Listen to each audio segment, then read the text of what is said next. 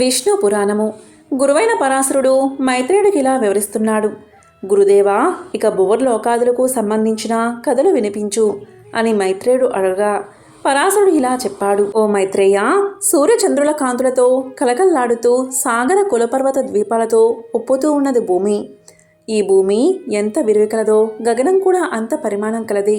ఈ రెండిటికి హద్దులు లేవు. భూమండలానికి 1,00,000 యోజనాల పైన ఉండేది సూర్యమండలం. అలాగే ఉంటుంది చంద్రమండలం. చంద్రమండలానికి అన్ని యోజనాల దూరాన నక్షత్రమండలం. దానికి 2,00,000 యోజనాల దూరాన బుధమండలం. దానికి అంత దూరాన శుక్రమండలం. దానికి అంత ప్రమాణంలో అంగారక మండలం. దానికి 2,00,000 యోజనాల దూరాన బృహస్పతి మండలం. దానికి అంత దూరాన శనైశ్చర మండలం. దానికి 1,000 యోజనాల దూరాన సప్తర్షి మండలం. దానికి అంత దూరాన ధ్రువమండలం ఉన్నాయి. ఆ ధ్రువునకు జ్యోతిచక్రం అంగవిభూష. ఆ ధ్రువమండలానికి 1,00,000 యోజనాల పైన మహాలోకం. దానికి 2 పైన జనరలోకం ఉన్నాయి. దాని యందు కల్పాంతవాసులైన సనకాది యోగులు ఉంటారు. ఆ లోకానికి 4 దూరాన తపోలోకం. దానికి 4 పొడవున సత్యలోకం. సత్యలోకమునందున్న మహాత్ములు పునర్జన్మ బాధలేని వారై ఆనందంగా ఉంటారు. అడుగులచే నడువదగింది మేదిని, అదే భూలోకం. భూమి నుంచి సూర్యమండలం వరకు ఉన్నది భువర్లోకం. సూర్యమండలం నుంచి పైన ధ్రువమండలం వరకు ఉండేది స్వర్గలోకం. ఈ స్వర్గలోకాలు కల్పితములు. జన సత్యలోకాలు కల్పితాలు కావు. ఈ ఆరటికి నడుమునున్నది మహాలోకం. అది కల్పాంత సమయమందు కొంత నశిస్తుంది, కొంత సుస్థిరమై ఉంటుంది. ఈ విధంగా చరాచర భూతకోటితో 14 లోకాల బ్రహ్మాండం వెలగ పండులాగా ఉంటుంది. బ్రహ్మాండానికి వెలుపల బహు విస్తారంగా జలం చుట్టి ఉంటుంది. దానికి 4 ఎక్కువగా అగ్ని. దానికి వెలుపల మహావాయువు. దానికి 10 ఎక్కువగా ఆకాశం. ఇలాగా పంచభూత స్థితి ఉంటుంది. ఈ భూత పంచమునకు ఆవరించి మహత్తు. దానికి వెలుపల భాగం ప్రధాన పురుష సంయుతమై ఉంటుంది. ఇన్నిటికీ ఆధారంగా విష్ణు మాయాశక్తి ఆక్రమించి ఉంటుంది. బీజం మొలకెత్తి పెరిగి రెమ్మలు, కొమ్మలు, పువ్వులు, పిందెలు, కాయలు, పళ్ళు గల వృక్షం. ఆ విధంగా వనాలు ఏర్పడుతున్నాయి. అలాగే విష్ణు మాయాశక్తి వల్ల ప్రకృతి పురుషుడు సంభవించి అతనికి ప్రధానభూతం కలుగుతుంది. అతని వల్ల మహత్తు మొదలైనవి అవతరిస్తాయి. వానిలో ఆకాశతత్వం, దాని నుంచి వాయువు, వాయువు వల్ల అగ్ని, అగ్ని వల్ల జలం, దాని నుంచి పృథివీ, ఆ భూమి వల్ల దేవ దైత్య పితృ మానవాది సృష్టి. అది చరాచర రూపాన వ్యాపిస్తుంది. ఇలా బ్రహ్మాండం విస్తరిస్తుంది. ఇది బ్రహ్మాండతత్వం. ఇక జ్యోతిచక్రం. సూర్యుడు అనే విషయం చెప్తాను విను అని పరాశరుడు చెప్పాడు. సూర్యరథం 9,000 యోజనాల నిడివి కలది. దానికి 2 ప్రమాణం కలది ఇరుసు. దానికి కడకమ్ములు 5, 3 తుమ్మాలు అంటే 3 కుంచాలు. ఆ రథగమనం అతి సూక్ష్మం. సంవత్సర గణనతో అది కాలచక్రం అవుతుంది. ఆ రథం 2వ ఇరుసు 40,000 యోజనాల నిడివి కలది. 3వ ఇరుసు 25,000 యోజనాల పరిమాణం కలది. వర్ష, శీత, ఉష్ణములు వరుసగా ఆ 3 ఇరుసులకు కుంచాలకు సంబంధించి వక్రగమనంతో కలుగుతూ ఉంటాయి.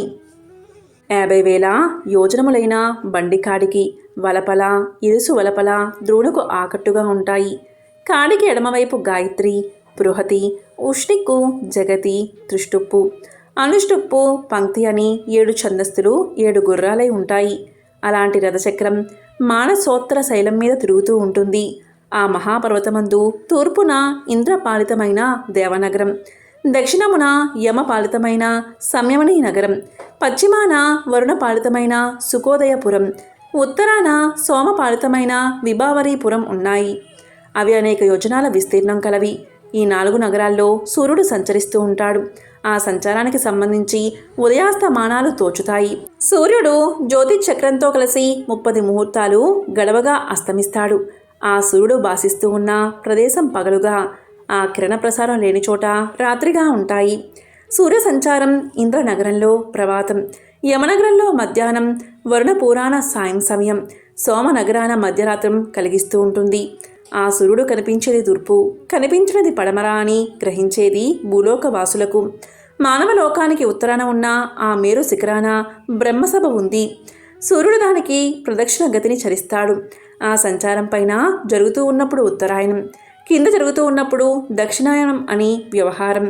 సూర్యుడు మకరరాశి ప్రవేశం మొదలు మిథునం వరకు జరిగే సమయం ఉత్తరాయణం. కర్కాటక రాశి మొదలు ధనురాశి వరకు జరిగే సంచారం దక్షిణాయనం అని లెక్క. ఉత్తరాయణమున పగలెక్కువ, రాత్రులు తక్కువ.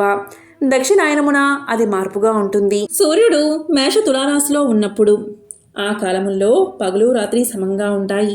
అహోరాత్రముల 30 ముహూర్తములను ద్వాదశ రాశులను ప్రవర్తించడం అవుతుంది. ఒక్కొక్క రాశి యందు 2 నక్షత్రాలు, ఒక్కో పాదం లెక్కన 27 నక్షత్రాల్లో క్రమంగా ప్రవర్తిస్తాడు. ఉత్తరాయణమున సూర్యుడు పగలు 13:30 నక్షత్రాలను 18 ముహూర్తాల్లో సంచరిస్తాడు. రాత్రి శీఘ్రగమనుడై అన్ని నక్షత్రాల్లో 18 ముహూర్తాలకు అస్తమిస్తాడు. చక్ర సంచారాన్ని అనుసరించి అహోరాత్రాలు సమాధిక హీనంలోతూ ఉంటాయి. కుమ్మరి సారెవలే కాలచక్రం వడిగా తిరిగేటప్పుడు దాని నడుమున సూర్యుడు మందగమనుడై తిరుగుతూ మేరుగ చుట్టూ ప్రదక్షిణ చేస్తాడు. అలా వడిగా కాలచక్రం తిరుగుతూ ఉన్నప్పుడు ధ్రువుడు మందగమనుడు అవుతాడు.